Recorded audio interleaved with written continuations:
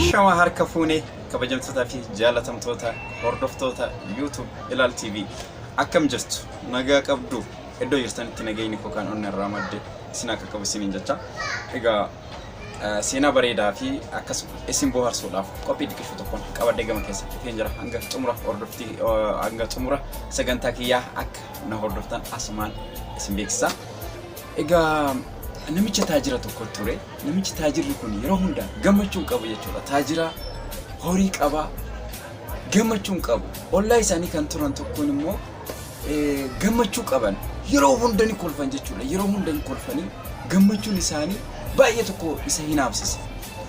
Maal godhe taajirtichi kuni mallaqa guddaa tokko toora miliyoona 2 akkas qabateeti dhaqee warri kun inumaayyuu kan hiyyummaa kanatti akkanatti kolfanii gammadan yoo waan guddaa tokko godheef inumaayyuu gammachuu qaban ni kolfan kan jedhu yaade dhaqeeti mee hoodhaa horii kana ofiin jijjiira anaafis du'aayii godhaa jedheeti biraa deeme jechuudha. Warri kuni erga gaafa horiin sun mana isaanii seene silent cal jedhan jechuudha. Yaanni isaan seene jechuudha. Yoo isin dalagaa deemtu inni mana keessa taa'eeti mallaqa san eega. Yoo inni dalagaa deemu isin mana keessa teesseeti mallaqa san eegdu. Gammachuu dhaban jechuudha. Namichi kun immoo kan duraan galgala yookaan immoo yeroo karaa san darbu yeroo gammachuu isaanii tokko ni dhagaa ni kolfanii ni dhagaa jechuudha. Immoo amma gammachuu isaanii dhabe jechuudha. Kolfa isaaniis dhagayuu dhabe jechuudha. Dhaqeeti maal jedheeni maal taatan dhiyeenya kana hedduu barii dhabamtanii jirtani gammachuu keessan tan duraanii saniif kolfa keessan san dharra'een jira jedheen jechuudha. Obboleessa kiyya nuti kan gammachuu keenya nurraa fuudhe mallaqa kee kana hoodhu nurraa jedhaniiti mallaqa isaatti kennaniiti gammachuu isaaniitti deebi'anii jedha.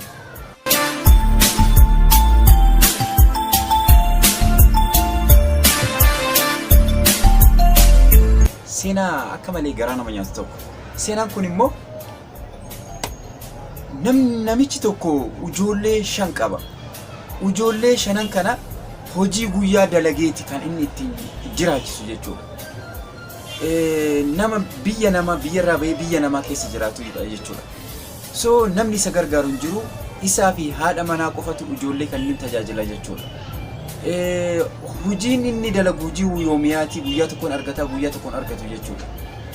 Duuba ijoolleen kuni guyyaa nyaatan irra guyyaa beela bulantu irra guddaadha. Haati manaa isaa kun immoo maal qopheessitee ijoollee kanaafi gabatee tokko akkas mana keessatti maxxansiteeti gabatee kanarratti gubbarraa hanga gadiitti maal barreessiti nyaannee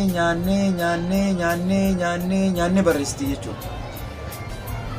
Hanga abbaan manaa isaanii isii galee waan dalagee fidee ijoolleef kennee ijoolleen suni waan haati manaa sun ijoolleef waa wayii gootee waa kennituuf ijoolleen sun homaa waan nyaatanii qaban jechuudha. Kanaaf iyyuu gabatee sanirraa nyaannee kana dubbisan jechuudha. Osuma dubbisanii nyaannee achumaan rafan jechuudha. Abbaan manaa yoo galu ijoolleen nyaatteeti raftee jirti jechuudha. Kan silaa irbaata nyaatanii ganama ciree nyaatanii jechuudha. Kanaaf iyyuu hiyyeessa ollaa keenya jiru laaluu qabna hordofuu qabna. Nuti maal nyaannee bullee hiyyeessa ollaa keenyaa hoo maaliin bulee kan jedhu namummaa waliif yaadu qabna isa jedhurraa ka'eetiin waan kana isiniif dhiyeesse akka barumsa guddaa irraa argattan abdii guddaan qaba. Galatoom. Fute oneti fute abjun fute hakuna fute abjun fute oneti fute abjun fute hakuna fute fute na fute oneti fute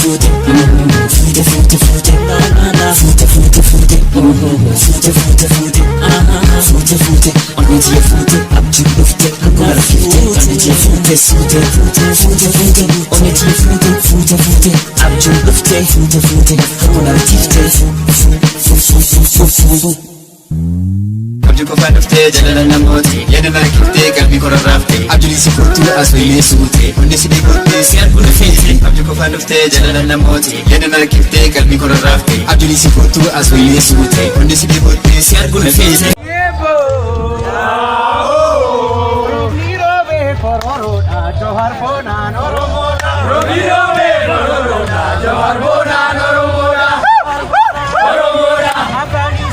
Oromoda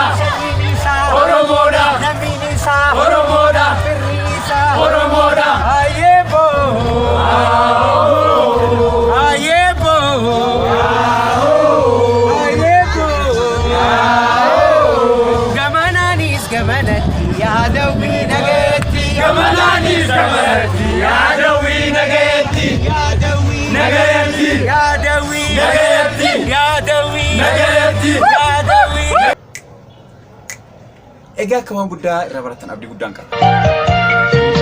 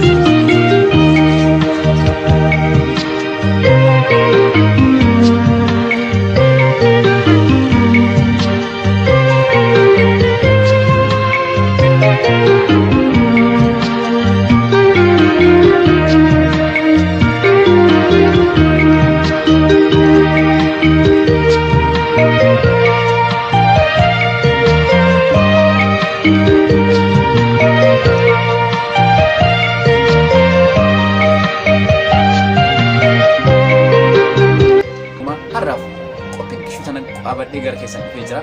Hanga qophii biraatti walitti deebinutti nagaan naa tura. Bye bye.